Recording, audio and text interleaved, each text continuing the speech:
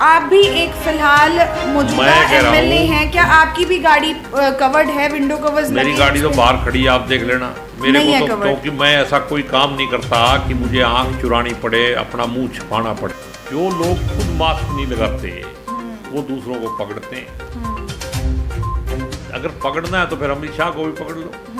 तो ऐसे डीसी का क्या चाल डालना है, क्यों खर्चा कर रही है, जनता का पैसा क्यों लुटाया जा रहा है ऐसे लोगों को। और मेरे को बुला के मेरे को बैठाए रखता है और डीसी आता ही नहीं वहाँ मिलने के लिए। ऐसे डीसी को मैं कभी भी माफ़ नहीं कर सकता। दिल से मैं उसके खिलाफ हूँ। बीजेपी का फ्यूचर तो जनता देखेगी, और जनता कितनी दुखी है उसका टेम्परामेंट आप जानते हो। नमस्कार आप सभी को। जैसा कि हमने आपको पहले ही पोस्ट के माध्यम से बताया था कि हम लोग एक नया लाइव सेशन लेकर आ रहे हैं जिसका नाम है कॉफ़ी विद नीरा। और आज के फर्स्ट एपिसोड में जो हमारे साथ गेस्ट जुड़ने वाले हैं वो हैं असंध से विधायक शमशेर सिंह गोगी जी। उनसे करेंगे कुछ खास टॉपिक्स पे बात और कुछ ऐसे क्वेश्चंस जो शायद थोड़े तीखे भी होंगे। अब देखना ही होगा कि किस तरीके से वो इस चीज़ का जवाब देते हैं। और ये जो लाइव सेशन है ये स्पॉन्सर किया जा रहा है सोशल बाइट की तरफ से, जो कि करनाल के सेक्टर 14 में जो है स्थित है। अभी खुला है, आप लोग भी विजिट कर सकते हैं। गोगी जी, पहले तो आपका बहुत बहुत स्वागत है हमारे इस लाइव सेशन में। बहुत बहुत धन्यवाद कि आप यहाँ आए हमारे इंटरव्यू के लिए। और सबसे पहला सवाल जो मैं ये करना चाहूँगी, असंध से आप विधायक हैं, काफ़ी समय हो चुका है। हालांकि लोगों को लग रहा था कि लहर बीजेपी की है, लेकिन फिर भी लोगों ने वोट्स दिए, आपको चुना। क्या उस पर कहना चाहेंगे, अभी के लिए कैसा चल रहा है? नहीं, अभी तो सब नॉर्मल है क्योंकि हम ऑपोजिशन में हैं, लेकिन लोगों से मिलना जुलना, प्यार से उनके दुख सुख में आना जाना, यही काम ज़्यादातर चलता है। और छोटे छोटे काम जो भी हमारी हैसियत के हिसाब से हो सकते हैं उनको करने की कोशिश की जा रही है। बहुत सारे ऐसे काम हैं जिनको छोटा समझा जाता है, जैसे कुछ एरिया में पानी नहीं है पीने का और वहाँ ट्यूबवेल लगवाने का काम हमने किया है पब्लिक हेल्थ की मदद से। तो जो भी छोटे छोटे काम हैं, ज़्यादा बड़े काम तो अभी होने नहीं है। सड़कों के कुछ काम हुए हैं। संध के अंदर एक बाईपास बनाना था, उसका बहुत दिनों से काम पेंडिंग था, तो वो इरिगेशन वालों से एनओसी लेके उसका काम अभी नेक्स्ट वीक में शुरू होने जा रहा है। अब हम कुछ ऐसे सवाल करेंगे जो कि असंध की जनता के बीच में जब हमने जाकर पता किया, जनता कुछ आरोप लगाती है। जब भी हम ओपोजिशन में होते हैं, चाहे वो आप हो या फिर कोई और पार्टी हो, कोई और नेता हो, जब भी कोई उठता है तो आरोप तो ऑब्वियस सी बात है लगते ही हैं।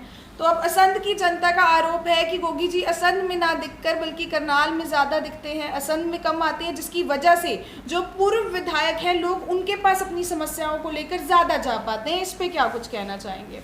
वो तो जब विधायक था, जब भी किसी को नहीं बढ़ने देता था, अब कहाँ जाता होगा कुछ। कहते हैं सुबह वो 10 से लेके कुछ ऐसे टाइमिंग उन्होंने रखी है 9 से 11 बजे तक की, जो बख्शीश सिंह जी हैं, और आज भी जो है लोगों की समस्याएं सुन रहे हैं और सुधार रहे हैं। क्या कुछ कितना सही मानते हैं इस चीज़ को? नहीं, ठीक है, पश्चाताप करना चाहिए, लेकिन मैं आपको बता दूं कि मैं हमेशा, कोई दिन ऐसा नहीं है जब कभी मैं चंडीगढ़ जो जाता हूं उस दिन को छोड़ के, कोई दिन ऐसा नहीं है या कभी कोई खास कार्यक्रम हो जो मैं हल्के से बाहर हूँ। हल्का सिर्फ संध शहर ही नहीं है, हल्का जो है चड़ाव से शुरू होके, बड़ौता से शुरू होके, मूणक भी है, मंजूरा भी है, जूंडला भी है, बहुत लंबा चौड़ा एरिया है। इसलिए संध शहर में एक आधी बार मिस हो सकता है, लेकिन हल्का ऐसा कोई दिन नहीं है जब मैं हल्के में ना हूँ। अच्छा, इस पे क्या कुछ कहना चाहेंगे? लोगों का कहना है कि पावर में होकर भी गोगी जी से ज़्यादा पावर में पूर्व विधायक हैं। क्या कुछ कितना सही मानते हैं? देखो, ये तो लोगों, अगर पावर में होते तो ये बाईपास का पेंडिंग काम मैं क्यों करवाता। ये जो सड़कें आज भी हमारी, एक हल्का ऐसा है जिसमें गांव टू गांव की सड़कें कच्ची पड़ी हैं। अगर पावर का किसी ने सदुपयोग किया हो तो मुझे दिखाई तो देता नहीं, लेकिन मैं अपने तरफ से कोशिश कर रहा हूँ बिना पावर के, अपने पर्सनल रूप से दफ्तर जाके रिक्वेस्ट करके, चाहे मुझे मुख्यमंत्री से भी कहना पड़े, चाहे डिप्टी सीएम से कहना पड़े, मैं कह के अपना काम निकलवा रहा हूँ। क्योंकि मुझे जनता ने सेवा का काम दिया है और मेरा फर्ज बनता है, मेरा धर्म है कि मैं जनता की सेवा में दिन रात लगा। जी बिल्कुल, जैसा कि सर ने कहा कि जनता की सेवा में दिन रात मैं लगा रहूं, चाहे मैं करनाल रहूं या फिर मैं असंध रहूं। हालांकि इनका मानना ये है कि जिस दिन ये चंडीगढ़ नहीं जाते उसके अलावा असंध हलके में ही मौजूद ज़रूर होते हैं लोगों की समस्याएं सुनने के लिए। तो लोगों का एक ये सवाल था कि असंध की जनता ने इन्हें वोट देकर जिताया है, तो आखिरकार असंध में नज़र कम क्यों आते हैं। गोगी जी, अभी फ़िलहाल ही की बात है, असंध मंडी में काफ़ी ज़्यादा जो है, चाहे आड़ती हो, चाहे किसान हो, चाहे मजदूर हो, काफ़ी ज़्यादा जो है दिक्कतें उनको फेस करनी पड़ रही हैं। किसको जिम्मेवार मानते हैं? और वहाँ पे वो एक्सपेक्ट कर रहे थे कि जो हमारे असंध से विधायक हैं वो वहाँ पर ज़रूर पहुँचे, लेकिन आप वहाँ पर नहीं थे, उसका क्या कुछ कारण है? मैं तो कल भी वहीं था। कल मैं पहले हाथ में जूंडला था, बाद में असंध था। ये हो सकता है मैं आपको ना मिला हूँ, क्योंकि मैं इस चक्कर में नहीं जाता कि मैं फ़ोटो खींचूँ। मेरे साथ तो सैकड़ों लोग थे वहाँ, और मैं वहाँ रहा। किसान यूनियन वालों ने मेरे को मेमोरेंडम दिया, जो मैंने तुरंत डीसी के पास भेजा। उसके बाद वहाँ पे जो असली समस्या है वो है अफसरों की नीयत की। अफसरों ने 2 तरह के मीटर रखे हुए हैं मॉइस्चर को चेक करने के, और वो पकड़े भी गए। इसके बावजूद भी सरकार ने कोई एक्शन नहीं लिया। और कल भी अगर लोग मेरे को मिले हैं, और मैं संध में रहता हूँ, संध के अलावा जो एक काम है, दुख सुख में जाना, किसी गांव में डेथ हो रही है, कहीं भी है, बिल्कुल, तो मैं बहुत जगह होके आया। कल भी सालवन में डेथ थी, वहाँ गया, दनौली गया, और भी मैं 1-2 जगह मतलब वहाँ सब जगह जाके आया। और ऐसे भी कुछ आरोप लग रहे हैं कि गोगी जी करते तो हैं अपनी तरफ से ट्राई, लेकिन मना नहीं पाते कहीं ना कहीं, क्योंकि सरकार बीजेपी की है। नहीं, सरकार बीजेपी की है ये तो बात ठीक है, लेकिन मैं ये नहीं कहता कि बहुत सारे ऐसे अफसर हैं, और सरकार में ना होने के बावजूद भी बहुत सारे काम मैंने करवाए हैं। असंध के अंदर प्रॉपर असंध की पंचायतों में ही मैंने 3-4 ट्यूबवेल लगवाने की कोशिश की है। बहुत सारे पब्लिक हेल्थ के ट्यूबवेल कई गाँव में लगे हैं, और जो ट्यूबवेल ऐसी जगह लगे हैं जहाँ पीने का पानी नहीं था, जो लोग दूसरे गांव से जाके पानी लेके आते थे। पीछे जो लोग रहे उन्होंने इस बात को छोटा काम समझ के इस पे ध्यान ही नहीं दिया। नगर पालिका में आजकल बड़ी समस्याएं देखने को मिल रही हैं। कल भी एक वीडियो वायरल हो रही थी जिसमें ये इस तरीके की कुछ चीज़ें दिख रही थी कि जो सेक्रेटरी हैं वहाँ के, वो सरकारी गाड़ी को अपने पर्सनल काम के लिए यूज़ कर रहे हैं। वहाँ के जो कर्मचारी हैं उनको उनकी सैलरीज नहीं मिल रही हैं। स्ट्राइक की गई, सेक्रेटरी द्वारा आश्वासन दिए गए। कितना क्या, अगर नगर पालिका की मैं बात करूं, अलग अलग किस्से हमेशा उठते रहते हैं, लेकिन शायद पता नहीं क्यों हाईलाइट नहीं हो पाते। किसको जिम्मेवार मानते हैं, और नगर पालिका पे क्या कुछ एक टिप्पणी करना चाहेंगे? नगर पालिका संघ जो है वो भ्रष्टाचार का बहुत बड़ा अड्डा है। भ्रष्टाचार का अड्डा है, ये हाईलाइट्स में जरूर डलेगा जी। और वहाँ पे जो पहले, अब ये तीसरा सेक्रेटरी है जो वहाँ आया, जो पहला सेक्रेटरी था वो रातों रात भाग गया। उसकी कंप्लेंट भी मैंने डीसी साहब को दी, लेकिन यहाँ तो रिवाज है, ये डीसी साहब ऐसे बढ़िया आदमी हैं, ये किसी की जांच नहीं करते। मतलब डीसी साहब इसीलिए बढ़िया हैं क्योंकि किसी की जांच नहीं करते, और किसी को न्याय इसलिए मिलता ही नहीं, मिलता नहीं। काम वो करना नहीं चाहते। हो सकता है फिर उस भ्रष्टाचार में मैं सोचता हूँ भी कभी कभी कहीं इनका हिस्सा तो नहीं, अगर है तो भी सरकार को कॉग्निजेंस लेना चाहिए, और जांच तो होनी चाहिए। मैंने एक लेटर दिया था कि जो असंध हल्के में जितना पिछले 5 साल में काम हुआ है उसका ऑडिट कराया जाए। आज तक उसका कोई जवाब नहीं है। उसके अंदर फिर इन्होंने कहा कि सारा नहीं हो सकता, आप पर्टिकुलर दो। तो मैंने कहा कि आप जितनी व्यायामशाला बनी और जो वाटर पाउंड बने गांव गांव में, उनका दो। एक असंध शहर के अंदर ही वाटर पाउंड बना है, जिसका आपने देखा होगा, अखबारों में भी बहुत छपा कि वहाँ का ठेकेदार का एमई का उनका झगड़ा हो गया और सेक्रेटरी तो बदली करा के गुल्ला भाग गया। आज भी किसी ने जांच नहीं की उसकी। लेकिन ये मैं आपसे भी और जनता से भी वादा करता हूँ कि अगर सत्ता बदलेगी और कभी मुझे सेवा का मौका मिला तो इन भ्रष्ट अफसरों से पूरी रिकवरी ब्याज समेत की जाएगी, छोड़ा नहीं जाएगा। गोगी जी, आपने कहा कि नगर पालिका भ्रष्टाचार का अड्डा है। इन्वेस्टिगेशन के लिए आपने कहा कि आपने डीसी साहब से कंप्लेंट भी की। क्या लगता है सत्ता में बैठे लोगों का कोई दबाव है जिसकी वजह से नहीं हो पा रही जांच इसकी पूरी तरीके से? क्योंकि नगर पालिका के अगर किस्सों की बात करें, हमारे भी कानों में बातें तो बहुत आती हैं, लेकिन फिर भी असंध में ना मौजूद ना होने की वजह से हम लोग करनाल जैसा कि कवर कर रहे हैं तो उठा नहीं पाते हैं ज़्यादा। क्या क्या मानते हैं क्यों नहीं इन्वेस्टिगेशन हो पा रही है? अब ये बात तो डीसी साहब बता सकते हैं कि उनके ऊपर दबाव है या हिस्सा है, दोनों में से एक बात तो होगी। आप मानते हैं कि आपने अपनी तरफ से पूरी कोशिश की? मैं कहता हूँ हर चीज लिखित में देता हूँ और किसी को बख्शता नहीं। भ्रष्टाचार और नशा दो चीज मेरे एजेंडे पे हैं, इनके लिए कोई कंप्रोमाइज मैं करता नहीं। और मैंने ओपन वीडियो भी डाली थी कि अगर कोई भी अधिकारी पैसे मांगता है, अब जैसे भाई मेरे को फ़ोन करो, अब लोग नशा बेचते हैं, अगर पुलिस ना चाहे तो नशा बिक ही नहीं सकता। इसमें पुलिस का भी बहुत बड़ा योगदान है। लेकिन जब चोर और कुत्ती दोनों रले हों तो कोई बताता भी नहीं है कि क्या हो रहा है। और ये भी एक तरीका देखो आप, ऐसी ऐसी कंप्लेंट आती है कि जनाब मेरे को पकड़ लिया जी। मैं क्यों पकड़ लिया? कहते जी आपने लड़की छेड़ी, मेरे को मोटरसाइकिल भी साथ पकड़ के ले गए। और जब थोड़े से पैसे दे दिए, ना लड़की रही वहाँ पे ना मोटरसाइकिल रही, फिर मुकदमा खत्म हो गया।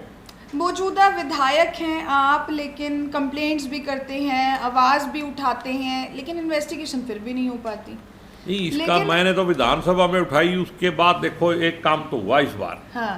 इस बार विधानसभा में मैंने 2 मुद्दे उठाए थे, बहुत सारे मुद्दे उठाए मैंने, अपने हल्के के भी, दूसरे भी, करप्शन के भी उठाता हूँ मैं।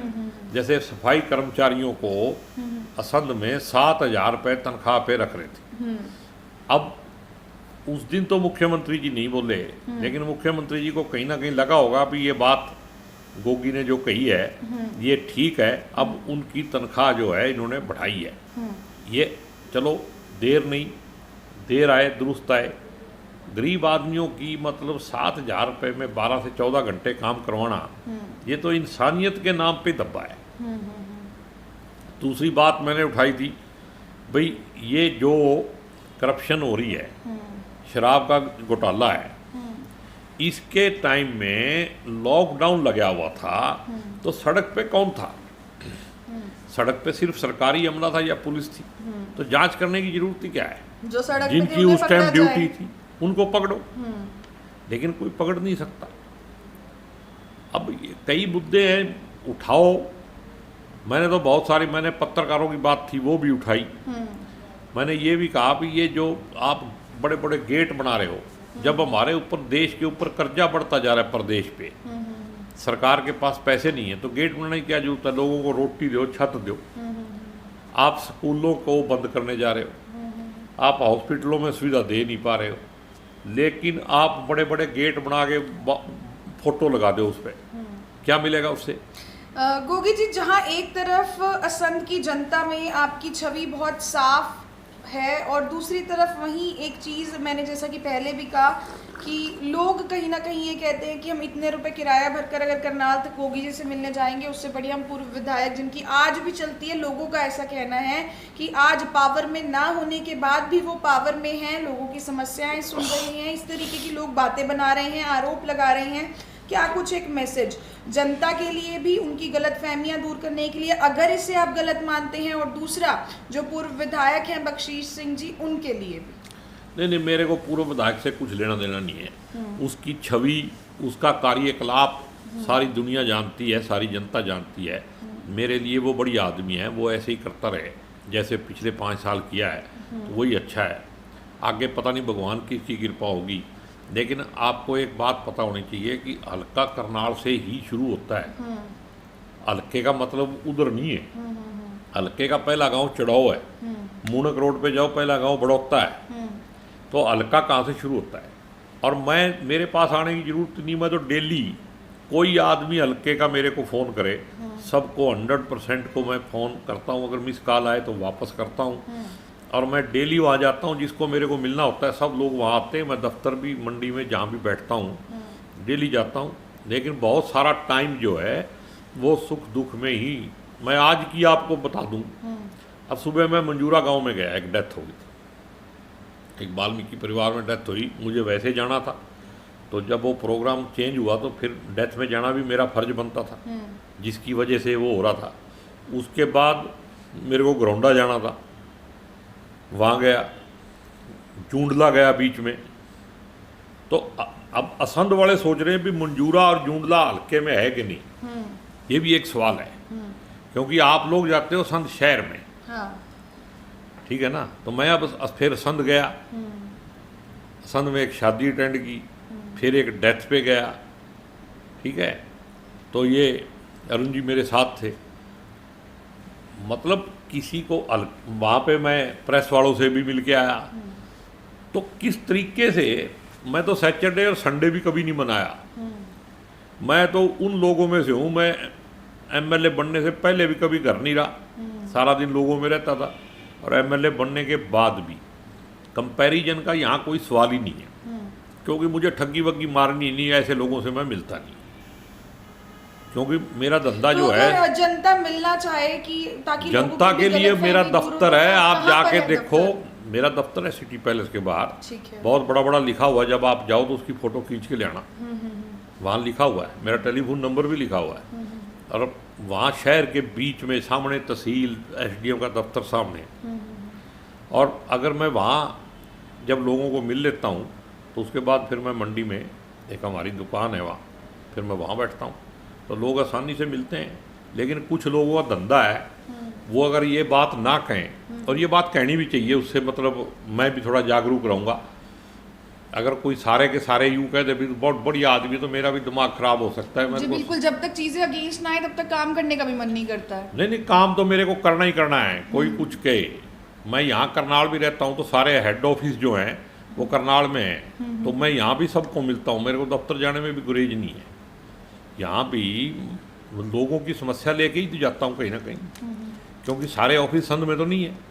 संध में तो एसडीओ लेवल के ऑफिस है, सारे काम तो यहीं हैं। आप बहुत सारी चीज़ें ऐसी हैं कि जिनके खुलासे होने अभी भी बाकी हैं, इन्वेस्टिगेशंस होना अभी भी बाकी हैं, किनको किसको जिम्मेवार मानते हैं, अधिकारी या सरकार? देखो, सरकार का इस पर कोई नियंत्रण नहीं है। अधिकारी तो अगर निरंकुश हो जाए तो वो करप्शन करते ही हैं, और उनको सिखाने का काम लीडरों ने ही किया है, क्योंकि लीडर उनके माध्यम से ही माल छकते हैं। ये बात मैंने विधानसभा में कही है, कभी आपने रिकॉर्ड देखा हो, कई बार कह चुका हूँ कि जिस दिन लीडरों की नीयत ठीक होगी फिर अधिकारी नहीं कर पाएगा। मेरे पास पावर नहीं है, नहीं मैं आपको दिखाऊंगा असंध के अंदर वो अधिकारी जो 100 रुपये लेते हैं ना राह चलते लोगों से, और 5,000 लेके लड़की छेड़ने का इल्ज़ाम लगा के 5,000 लेके छोड़ देते हैं, फिर ऐसे अधिकारी संध में नौकरी नहीं कर पाएंगे। ये भी आरोप है कि गोगी जी के पास जितनी पावर है वो उसका उतना इस्तेमाल नहीं कर पाते। जो मैं तो उससे फालतू करता हूँ, लेकिन मुझे प्रचार करने का शौक नहीं है। मैं जाके लोगों को ये बताता भी ये मैंने कर दिया, जो मैं करूँगा तो अपने आप पता चलेगा। मेरे को पत्थर लगाने की, ये काम करने की मैं नहीं करता। मैंने बहुत सारे काम किए। अब जो ग्रांट आई तो पत्थर लगवाने वाले वहाँ बहुत सारे लोग हैं जिनको भूख है, जिन्होंने पहले लोगों के किए हुए काम पे पत्थर लगा दिए, अब भी वो लगाते जा रहे। तो इससे क्या फ़र्क पड़ता है? मैं एमएलए हूँ और मेरी जिम्मेदारी है जनता की सेवा करना, और मैं यही वादा करके जनता से एमएलए बना था कि मैं जब एमएलए बनूंगा तो एक सेवादार की तरह आपका काम करूँगा। और मेरा अपना मन की जो इच्छा है वो भी, मतलब कोई वहाँ पे रोब दाब डालने का काम करने वाला आदमी नहीं बनना चाहता। मैं एक सेवादार के नाते लोगों के चरणों में रह के सेवा करना चाहता हूँ। मैं तो बाबा का आदमी हूँ, इसी तरह सेवादार ही बनना चाहता हूँ। पर मैं मानता हूँ कि सबसे मुश्किल काम सेवादार बनना है, लेकिन मैं वही काम करूँगा जो मुश्किल है। करनाल के डीसी साहब, एसपी साहब जो मेन हमारे 2 अधिकारी हैं, और सीएम साहब के लिए क्या कुछ एक मैसेज देना चाहेंगे? देखो, सीएम साहब तो मेरे को लगता है जैसे बेचारा है, उसकी कोई सुनवाई नहीं होती। वो करनाल में कुछ बयान देता है, चंडीगढ़ जाके कुछ बयान देता है। लोग कहते हैं कि आप अधिकारियों के सामने अपनी सुनवाई नहीं करवा पाते हैं। नहीं, मैं तो ओपोजिशन में हूँ, मैं तो अधिकारियों से सारे काम अधिकारी ही कर रहे हैं मेरे। लेकिन डीसी जो है उसके बारे में मैं कह सकता हूँ कि डीसी जो है यहाँ पे ठीक काम नहीं कर रहा है। वो जो जनप्रतिनिधि हैं उनको रिस्पेक्ट भी नहीं देता, और मैं तो उससे बात भी नहीं करता, क्योंकि स्वाभिमान जो है वो मेरा सबसे पहला मतलब रिस्पेक्ट सबसे पहले है। सबसे पहले, क्योंकि मैं किसी की बेइज्जती करता नहीं, लेकिन कोई मुझे रिस्पेक्ट ना दे। एक तरफ तो मतलब नियमानुसार हमारे स्पीकर साहब कहते हैं कि एमएलए की जो प्रोटोकॉल है वो चीफ सेक्रेटरी से ऊपर है, और मेरे को बुला के मेरे को बैठाए रखता है, और डीसी आता ही नहीं वहाँ मिलने के लिए। ऐसे डीसी को मैं कभी भी माफ़ नहीं कर सकता, दिल से मैं उसके खिलाफ हूँ। ठीक है, मुझे कोई उससे लेना देना नहीं है, ना मेरा कोई बिजनेस है जो मैं उसके पास काम लेके जाता हूँ। और इस डीसी की मैं आपको एक खासियत बता दूँ, अंत में आपने सवाल पूछा, एसपी तो भला आदमी, मैं एक दो बार मिला, वो ढंग से बात करता है, मैं ज़्यादा चक्कर में पड़ता नहीं। भाई सरकार नहीं है तो लोग भी ये उम्मीद नहीं करते भी ऐसे काम करवाओ। डीसी को मैंने, एक गरीब औरत थी जिसने 6 महीने असंध हॉस्पिटल में काम किया, और डॉक्टर मानते हैं कि इसने किया, शायद संतोष उसका नाम था। 2 बार मैंने डीसी को दरखास्त दी, दोनों बार मेरे सामने लिखी। सेकंड टाइम तो उसने ईओ हुड्डा को वो लिखी। अगर डीसी साहब सुन रहे हो तो वो इस बात का कॉग्निजेंस लें। वो दरखास्त कहाँ है, आज तक मुझे जवाब नहीं मिला, उसकी जांच नहीं हुई। इस बात को शायद ही 1 साल होने जा रहा है, सेकंड वाली एप्लीकेशन को। और पहली एप्लीकेशन तो मैंने शुरू में ही दे दी थी एमएलए बनते ही, पहले वाले डीसी को। ना उसका जवाब आया, ना इसका जवाब आया। तो ऐसे डीसी का क्या अचार डालना है, क्यों खर्चा कर रही है, जनता का पैसा क्यों लुटाया जा रहा है ऐसे लोगों। तो गोगी जी का कहना है कि भाई डीसी साहब को 2-3 बार इन्होंने जो है एक एप्लीकेशन लिख के दी, एक महिला को लेकर जिसने 6 महीने काम किया था, लेकिन कोई जवाब आया नहीं, साल से ज़्यादा होने वाला है। तो ऐसे डीसी का क्या अचार डालना है, ऐसे और कुछ आरोप भी जो है डीसी साहब पे लगते नजर आए। अगर डीसी साहब तक ये वीडियो पहुंचती है तो उनसे भी हम अपील करेंगे कि इन चीज़ों को जल्द से जल्द क्लियर जरूर किया जाए, क्योंकि गोगी जी का कहना है कि एक प्रतिनिधि होने के नाते मुझे बुला लिया जाता है, इंतजार करवाया जाता है और खुद नहीं आते हैं। इस तरीके की चीज़ें जो है हो रही हैं। वीडियो को ज़्यादा से ज़्यादा शेयर ज़रूर कर दें। जितने भी असंध से जुड़े लोग हैं, करनाल से जुड़ी जनता है, अपनी राय कमेंट सेक्शन में लिखना आप बिल्कुल भी मत भूलिएगा। और साथ ही साथ ऑपोजिशन पार्टी से यानी कि बीजेपी के जितने भी लोग हैं वो भी अपनी राय ज़रूर दीजिएगा कि कितना आज का जो हमारा इंटरव्यू था, कितना उसको सही मानते हैं, कितना गलत मानते हैं, क्या कुछ आप लोगों की राय है। सर, जाते जाते खट्टर साहब के लिए एक छोटा सा मैसेज, किस तरीके से देख रहे हैं किसान आंदोलन के बाद आगे बीजेपी का फ्यूचर? बीजेपी का फ्यूचर तो जनता देखेगी, और जनता कितनी दुखी है उसका टेम्परामेंट आप जानते हो। तो जितनी जनता दुखी है उतनी बीजेपी को मतलब मिर्चें भी लगेंगी, और वही उनकी जगह भी दिखा देगी जनता। सर, बीजेपी की बात आई तो एक और सवाल मेरे दिमाग में आया। ऐसा सुनने में आ रहा है कि बीजेपी वाले कहीं ना कहीं मीडिया से बचते नजर आ रहे हैं। देखो, जैसा कर्म करेगा वैसा फल देगा भगवान, ये गीता का ज्ञान। गीता को उठाए घूम रहे थे पिछले 5-6 साल से, आजकल गीता का नाम क्यों लेते? क्योंकि गीता तो कृष्ण भगवान ने सबके लिए लिखी है, जो भी प्राणी जैसा कर्म करेगा उसको वैसा फल मिले। इन्होंने जो 6-7 साल में जैसे कर्म किए हैं उसका फल मिलना इस किसान आंदोलन के बाद से शुरू हो गया है, तो उससे अब ये बेचारे दुखी। तो जैसा कि गोगी जी ने भी कहा कि जहां आदर नहीं वहां जाना मत, जो सुनते नहीं उन्हें समझाना मत, जो पचता नहीं उसे खाना मत, और जो सत्य पर भी रूठे उसे मनाना मत। इसी तरीके के कुछ हालात चल रहे हैं हमारे सीएम सिटी करनाल में कि गोगी जी अगर कोई प्रॉब्लम्स लेकर प्रशासन तक जाते हैं तो वहां से असंतुष्ट नजर आ रहे हैं। सीएम साहब के लिए भी उन्होंने मैसेज दिया, और बीजेपी वालों के लिए भी एक कड़कता धड़कता मैसेज जरूर दिया कि कहीं ना कहीं क्या कुछ आगे का फ्यूचर है वो तो जनता में आप लोग देख ही सकते हैं। हालांकि ये मेरे सवाल नहीं थे, ये जनता के सवाल थे, जिनका बहुत ही अच्छे से जो असंध से विधायक है शमशेर सिंह गोगी जी, उन्होंने हमें जवाब दिया, एक एक सवाल का जवाब दिया। जो इन पे आरोप लगे थे वो भी क्लियर किए, जो इन्होंने दूसरों पे आरोप लगाए वो भी आप लोगों ने सुने। गोगी जी, आजकल करनाल में जनता और प्रशासन कहीं ना कहीं एक मुद्दे को लेकर ऑपोजिट ज़रूर नज़र आ रही हैं। एक तो स्मार्ट मार्केट और स्मार्ट सिटी का जो चीज़ें हैं वो जनता को पसंद नहीं आ रही हैं, और दूसरा जो सबसे बड़ा मुद्दा है, जनता का कहना है, जनता का आरोप है कि बीजेपी जो मौजूदा सरकार है वो जब उनका मन चाहता है तो कोरोना आ जाता है शहर में, और जब उनका मन चाहता है तो चला भी जाता है। इसको किस तरीके से देखते हैं? क्योंकि कुछ दिन पहले भी सोशल मीडिया पे एक वीडियो काफ़ी ज़्यादा मतलब लाखों की संख्या में मैं कहूँगी लोगों ने उस वीडियो को देखा, वायरल हुई, जिसमें एक जो व्यक्ति है वो प्रशासन से कहीं ना कहीं उनका विरोध करते नजर आ रहे थे कि मैं और मेरी वाइफ जो है गाड़ी में अकेले थे, मेरी वाइफ ने मास्क पहना था, हम पब्लिकली कहीं उतरे नहीं, फिर भी मेरा मास्क का चालान काटा जा रहा है। घर जाके भी तो मैं क्या कहते हैं अपनी वाइफ के साथ ही रहूँगा ना, ये तो नहीं है कि घर जाके मतलब पूरा दिन ही हम लोग मास्क लगा कर उन्हीं के साथ उठना बैठना है, उन्हीं के साथ खाना पीना है। कितना इस चीज़ को सही मानते हैं? जगह जगह पर चालान इतने ज़्यादा काटे जा रहे हैं, जनता बड़ी नाखुश नज़र आ रही है। देखो, ये एक ऐसा सिस्टम बन गया कि कोरोना महामारी का ओडा लेके उसकी छतर छाया में बड़े बड़े घपले हो गए। अब जनता कहती है कि रैलियों में तो किसी नेता ने मास्क नहीं मैं लगाया बताता हूँ ना आपको। अब जो लोग खुद मास्क नहीं लगाते वो दूसरों को पकड़ते हैं। अगर पकड़ना है तो फिर अमित शाह को भी पकड़ लो। अगर देश में कोई कानून का राज है, वो रैलियां कर रहे हैं। मैंने एक गाना सुना, एक दिन वीडियो बनी हुई थी, गाने जैसा था वो। मैं उसका थीम बताता हूँ क्या था। वो कह रहा है भाई, ना तो तू अमित शाह और मोदी जी की रैली में जाता कोरोना, तू रहता कहाँ है? ना तू धरने पे जाता किसानों के आंदोलन में, हम तो ढूंढ रहे हैं तेरे को, तू रहता कहाँ है? तू एक गरीब आदमियों के, आम आदमियों को जुर्माना करवाने के लिए कहाँ से आ जाता है? तो ये देखो, मेरे को ऐसा लगता है कि इसमें कहीं ना कहीं मैनेजमेंट की कमी है। आप जबरदस्ती वैक्सीन कह रहे हो, लगवाओ, वैक्सीन आपके पास है नहीं।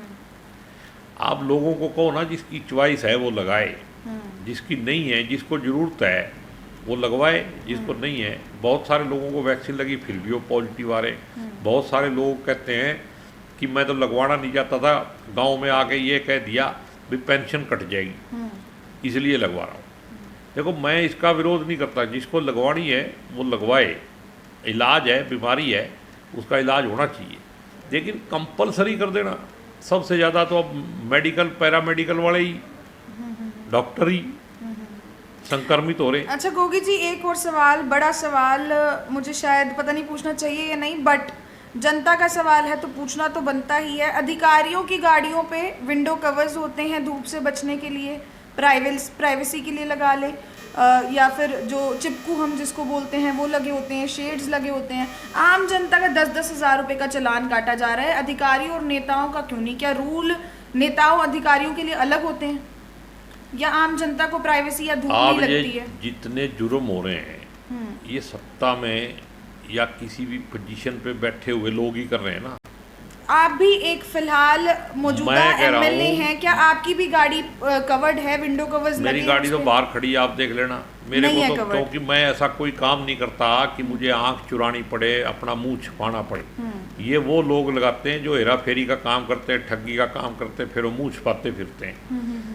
मैं ये कहता हूँ भाई, ऐसे लोगों को अलग से सुविधा देने का कानून में। अब देखो, देश के अंदर पब्लिक रिप्रेजेंटेटिव और पब्लिक सर्वेंट दो लफ्ज हैं संविधान के अंदर, लेकिन असली राज कौन कर रहा है? Public servant. मैंने अभी आपको अपनी व्यथा बताई। तो ये एक सिस्टम बिगड़ चुका है, और ये बिगाड़ने का सारा काम की जिम्मेदारी नेताओं की है। तो बिगड़े हुए लोगों को सुधारेगा कौन फिर? जिस दिन नेताओं की नीयत ठीक हो जाएगी, सारा मामला सुधर जाएगा। नेताओं की नीयत क्या लगता है ठीक होगी? बिल्कुल होगी, वक्त के साथ सब कुछ ठीक होता है। जो बिगड़ते हैं, आपने देखा आजकल मोदी जी के गले में खंगार फंस जाता है। पहले टनाटन बोलते थे, झूठ इतने बोल दिए या वो सारे झूठ गले में अटक रहे हैं, बाहर निकलने मुश्किल हो रहा है, बोले नहीं जाता। अब जनता टीवी बंद कर देती है मोदी जी की फोटो देख के। वही मोदी जी है ना, 6 साल पहले देखा था आपने? मन की बात बहुत करते हैं मोदी जी। मोदी जी के पास मन है ही नहीं। मन की बात किससे करते हैं? जिन बच्चों के स्कूल बंद कर दिए उनको परीक्षा का ज्ञान देते हैं। लोगों को प्राइवेट करके, स्कूल प्राइवेट किए, स्कूल बंद, अस्पताल प्राइवेट किए, अस्पताल बंद, सारा सत्यानाश देश का। कहते थे 70 साल में क्या हुआ? अब मोदी जी से पूछो ना भी, ये 70 साल के बाद बेच क्या रहे हो? अगर 70 साल में ये बनाया नहीं होता तो बेचते क्या? स्कूलों की बात आई तो मैं बताऊं आपको कि पहले स्कूल बंद कर दिए गए थे जैसा कि आपको पता है, लेकिन अब बीच में थोड़े समय के लिए खोल दिए गए, अब फिर से बंद कर दिए गए। तो लोगों का कहना है कि फीस लेने के लिए खोले थे। मैं क्या? खुद यही बात कहता हूँ कि करोड़ों रुपए स्कूल मालिकों की जेब में भेज दिए और अब कह दिया जी कोरोना आ गया। ये कोरोना कहीं नहीं है। कोरोना एक बीमारी है और इसके साथ ही जीना पड़ेगा और जीना सीखना चाहिए लोगों को। उसके लिए जो हेल्थ सर्विसेज हैं उनको स्ट्रॉन्ग करने की ज़रूरत है, जिस पे पिछले 1 साल में आप मेरे को बताओ कि पूरे हरियाणा में एक भी ऐसा हॉस्पिटल नहीं है जहाँ पे आप ऐसा इलाज करा सको। सारे एमएलए मंत्री मेरे सुधा सारे मैदानता में जाते हैं, क्योंकि सरकारी क्यों नहीं। हाँ जी बिल्कुल, एक बहुत बड़ा सवाल कि जब सरकारी को प्रमोट तो किया जाता है तो आखिरकार नेता प्राइवेट में क्यों जाते हैं, क्यों नहीं जाते कल्पना चावला में और सरकारी में अपना इलाज करवाने। लोगों को तो सर ट्रांसफर भी नहीं वो इजीली करते। अगर कोई कोरोना पेशेंट एडमिट होता है अगर वो अपनी मर्जी से। मैं तो ये बात खुद कह रहा हूँ कि अब जैसे मेरे को दिक्कत आई, मैं यहाँ वीर हॉस्पिटल में जाके दाखिल हुआ, वहाँ से उन्होंने कहा कि आप यहाँ से जाके दूसरी जगह आपको सुविधा प्राप्त है, इसलिए आप दूसरी जगह कराओ। लेकिन जिनको सुविधा प्राप्त नहीं हो कहाँ जाए? बिल्कुल, वो कहाँ जाए? उसके लिए क्यों ना कल्पना चावला को एक ऐसा मॉडल बनाया जाए कि लोग वहाँ पे जाके फ्री इलाज करा सकें। क्यों ना हर डिस्ट्रिक्ट में एक हॉस्पिटल ऐसा हो। एक आप गुड़गांव फरीदाबाद जैसे शहर में भी अच्छा हॉस्पिटल नहीं बना सकते, पंचकुला में नहीं बना सकते, किसी गांव के हॉस्पिटल में डॉक्टर ही नहीं है, उनको तो आपने करना ही क्या है। ये तो इतनी दुखदाई काम है। पता नहीं सरकार में बैठे हुए लोग कौन से जन्म का बदला ले रहे लोग से। सर कल्पना चावला पे करोड़ों रुपए खर्च किए गए, इमारत खड़ी कर दी गई, लेकिन आज भी रोज ऐसे बहुत सारे पेशेंट्स हैं जिनको या तो वहाँ डॉक्टर्स नहीं मिलते, या मशीन्स नहीं मिलती, या इलाज नहीं होता। मैंने पिछले साल उठाया था ये जो एक्सरे मशीन आई है, MRI, यहाँ पे जो ये डायलिसिस होता है, ये सारी मशीनें मैंने वहाँ विधानसभा में भी कहा भी कल्पना चावला को आप PGI के मुकाबले खड़ा क्यों नहीं कर रहे हो? CM यहाँ का है। और दिक्कत क्या है कि जो हेल्थ मिनिस्टर है वो अम्बाड़े में ही सब कुछ बनाएगा। क्या सारा देश अम्बाड़े में बसता है? आपस में ही झगड़े हैं। ये लॉ एंड ऑर्डर की जो सिचुएशन खराब है वो भी गृह मंत्री और मुख्यमंत्री में आपने कहा आपस में झगड़े हैं। गृह मंत्री और मुख्यमंत्री में किस तरीके का देखते हैं, कैसा कॉम्बिनेशन लगता है? दोनों एक ही पार्टी से बिलोंग करते हैं, हालांकि नहीं, मानसिक स्थिति दोनों की एक जैसी नहीं है और दोनों के अलग अलग इंटरेस्ट भी होंगे। अब आपने देखा भाई गृह मंत्री जी DGP के खिलाफ ही बोले जा रहे हैं, तो लॉ एंड ऑर्डर कौन बचाने? और अफसर जो हैं अपने आप को बचाने में लगेंगे। एक होम मिनिस्टर का भाई एक अफसर के साथ बहस होगी, उस अफसर को DIG को सस्पेंड कर दिया। तो वैसे तो कहते हैं कि हमारे लिए सब एक जैसे हैं। तो होम मिनिस्टर के भाई को ये प्रिविलेज कहाँ से मिला? अगर कोई और आदमी सिपाही को भी कह दे तो सिपाही को कोई सस्पेंड नहीं करता। आपने जिस आदमी की बताई जो मियाँ बीबी को यहाँ परेशान किया, क्या उन पुलिस वालों को सस्पेंड किया?